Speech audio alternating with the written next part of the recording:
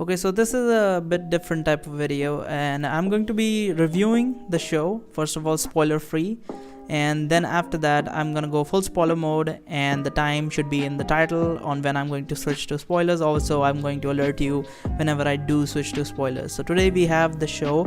The hero is overpowered but overly cautious, right? So here's the thing. So I actually read a couple of the chapters of the manga and a couple months back. Then I heard they were making an anime of the show, so I decided to watch the anime. And this show is a breath of fresh air in the genre, kind of like Konosuba, but not really as nearly as good. The title pretty much sums up the show. It's a story about a goddess association of sorts, where goddesses summon humans from Earth, and specifically Japan, to send them to various worlds of magic, fantasy, and demon lords. Your typical thing, isekai and all that. This one is different in the sense that the hero is constantly focused on leveling up in various comical manners, much to the dismay of the goddess that summoned him. Now, the show was very good. The story was interesting, it was funny, it was also surprisingly dark at times, and as all goddess isekai shows are, it was forceful in the sense that the heroes are kind of forced into the situation where they have to keep do the goddess's bidding. They don't really have much choice in this one. This one, most part, is just like that. You cannot exactly take the word of someone who fucking abducted you to another world to tell them to do something, and that's how it goes. Now, when we talk about the story, the ending is what truly captures my attention. When we approached the ending, it was essentially a roller coaster. Like, are we getting a common ending? No, hold on, we're getting some secretive information that adds a lot of flavor to the story. Oh, we might get an action-packed ending, actually. No, hold on, are we going towards cringe? I think we're approaching cringe. No, hold on, whoa, what's this ending? It's been a while since we really got something refreshing in terms of fucking endings. Really? That's pretty much how the fucking ending goes. Fucking, at least for me. I definitely have heard other opinions from other people that they personally really like the ending, and I like the ending much better than other endings I've seen, but like, it was not as much. I'm just gonna say. You will get a clear picture once I get into the spoilers. Anyway, anyone interested in an isekai story of a different manner with some decent, different plot at least, a decent ending, and I would certainly recommend checking this one out. It's not as time wasty as some of the other isekai tend to be. So alright, go watch the show and come back, because I'm getting into spoilers. Alright, everyone out, and let's go. So I have a lot to talk about in this show. So my first concern is that for a world of S rank difficulty, the Demon King is mostly a normie. Sure, the early killing of the hero, the super strong demon mob, the fucking phantom thing he spawned, and the God Eater's sword and his personal prowess are certainly interesting, but then he doesn't really show much in the name of tactics. Like, very few moves of his are very tactful, especially the fucking early killing of the hero. That was certainly interesting. That's what really drew my attention to the show. Like, wow, that is very interesting. That, why don't other fucking demon lords do that sort of stuff? Anyway, also, what even is the demon society? Because they never really show much of it. They just say like 70% of the continent has been taken over, so they must have some manner of society.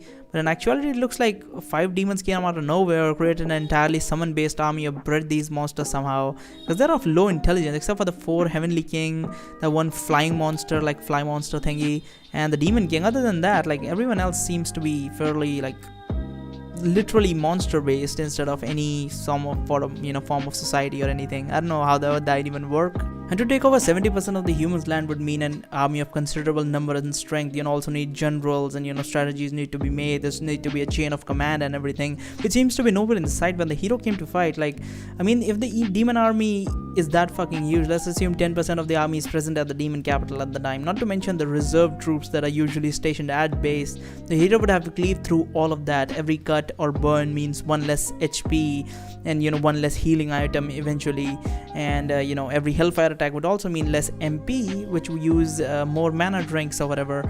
So I have no idea how would even get to the demon castle with that fucking huge number in front of him. But somehow, let's say he even got there, he would not be in the most best situation, best condition. Even if he was, he would have used loads of his supplies, which would have helped the Demon King in the fight anyway. Although they didn't show the demon lord fight too much, which I can understand how the way they were trying to go for things, but still, come on now, it's an action show, you gotta show fucking action. So demon lord had enough power to destroy the world, which I'm assuming is a big blast amounting to the surface of the planet getting scorched. That's the power of a couple thousand nukes. How the fuck did he not kill the hero in like one shot before the hero even saw him? And why would he sit in the middle of his castle? Wouldn't he take more of a tactical position if an intruder was coming in? Go out the back gate or some form of, fucking protocol or something. But no, nothing of that sort, but whatever. Also, these goddesses confuse the fuck out of me. On one hand, they created 3,000 worlds for humans to live in. Then why did they fucking create the monsters, to trouble yourself? And why is it the goddess is concerned what mortals do, as both humans and demons are mortal, so it's their beef to deal with. What's that got to do with fucking goddesses and shit? Also, it's S-rank world, so you would think the Demon King would be interested in capturing the hero rather than killing him, or to prevent any further hero spawn, or trying to get the hero to change sides. The ending is why would you even do that? You would want to capture the fucking hero, make this much easier on yourself. But now, you just wanna fuck around trying to kill the hero, wait for the next hero, kill him. What's the fucking, this is a perpetual cycle. Then it's pointless. It's entirely fucking pointless. The ending, let's talk about that. Fucking hell. Now, it's a refreshing ending, don't get me wrong. I was hoping for the demons to somehow win. Not happening. Okay, then instead the hero dies, which we almost got, but that obviously got ruined. The gate of Valhalla consume life force to kill, restrict a being. But it should not just swallow the effect of an item that is separate from the user, but it somehow swallows the effect of something that has already been activated, namely the chain destruction. For example, let's say if I have a flamethrower and I get consumed by this gate, and if I'm spraying flames out, the gate should consume me and the flamethrower, not the flames which have already left the flamethrower. So very cheap method to get the hero to come back. I didn't like that at all. Also, hero's memories are written in their brain, not their soul, but somehow he remembers the goddess wife of his, Restarte, and even if it was written on his soul, it should have been wiped out after every death, unless someone is keeping a track of every hero's memory and implanting and taking them away at will. Anyway, what's the point in that? The memory thing. Do all heroes remember the whole ordeal they went through whenever they go back to the world? People would think they're fucking crazy if they told someone. That would sound fucking stupid as well. And what do they even get from that? What did you get as a hero? You went there, risked your fucking ass, and fucking fought and did all this shit, had an adventure. At least the experience hopefully is good, and then you go back and you didn't get anything. You were let's say you were homeless or something, and then just go back to being homeless after fucking brought up to the top of the fucking society, the highest pecking order in society, and then you're brought back to being homeless, and then just probably commit suicide or something. Fuck, I don't want to fucking live this fucking homeless life or something. That shit must be whack as fuck. I mean, that's awful. Anyway, let's see, what else do we have? Restarte, the main goddess in the show, the heroine or whatever, 100 years old. Is it 100 years in mortal years or immortal years? Because if it's mortal years, then it wouldn't make sense for Seiya to have lived that fucking long. He would have long died. If it's immortal years, then it would be just 1 year for him, so it should be fine.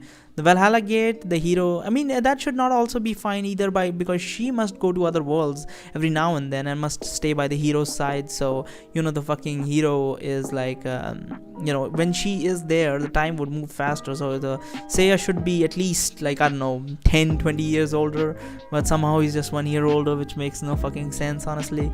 The Valhalla Gate, now that's an interesting one. Let's talk about that. The hero says it's not magic. Okay, let's assume it's a law, like a property. For example, metal's property is to conduct electricity, so it's sort of like that. If I want to move a ball forward, I need to apply force, so stimulus or energy would be invoked.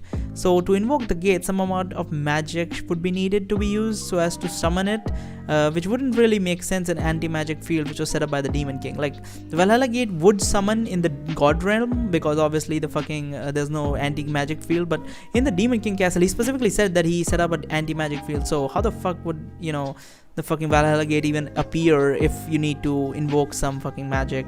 to use it, which I'm guessing is the case, because it wouldn't really make sense otherwise. And how would you even call it there? How would it know that you are calling to it unless you use magic?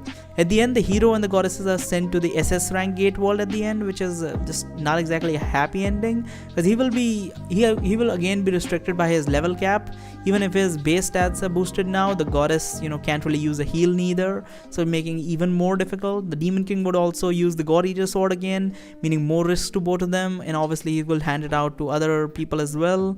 And again, I have no idea what the society structure is anyway. I don't think even there is. I don't think the fucking creator even thought about that too much.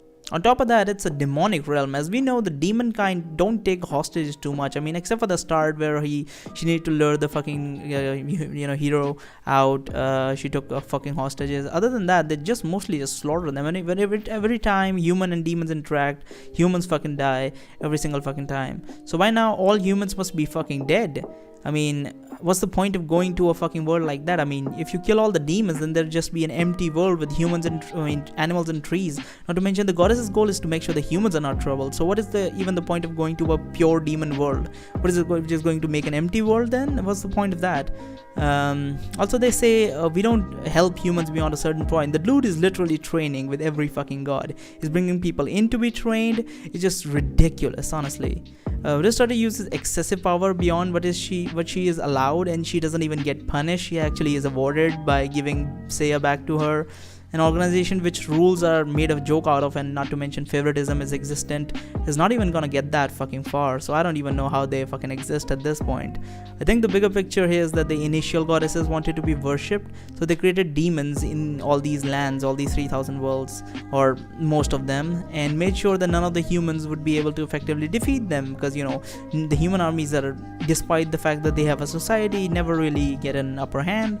So they had to ask the goddess for help in turn, which would lead to summoning, or glorified abduction, as I like to call it. Also, what about human on human war? What if a nation with superior military starts conquering other nations? Will the gods send a fucking hero to kill the humans as well? And if that's so, then what's the point of free will? At that point, humans might as well be slaves, to whatever the gods want.